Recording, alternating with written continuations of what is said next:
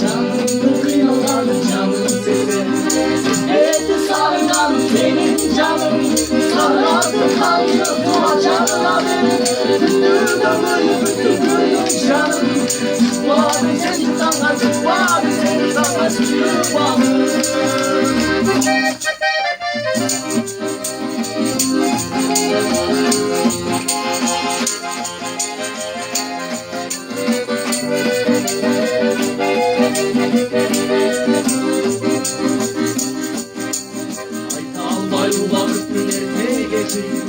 Rüyalarına yazan araz geçin, gitmişsin ayra gibi kabarına, kaldırma kalatır sesin.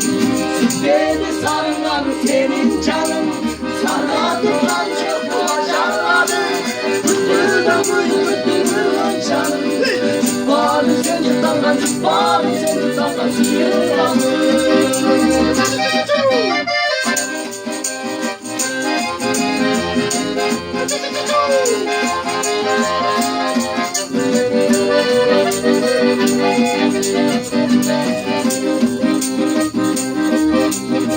Boğduk şınlarım dumduk ağrına, kısmadı koyun kolun çağrına.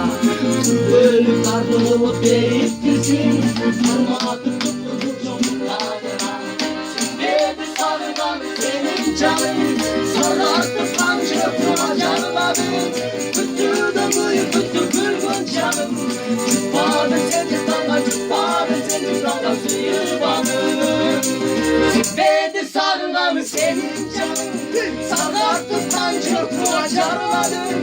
Tuttu da buyur tuttu kırgın canım, çıkmadı seni tanrı, çıkmadı seni tanrı, sıyırmanı. Çıkmadı seni tanrı, çıkmadı seni tanrı.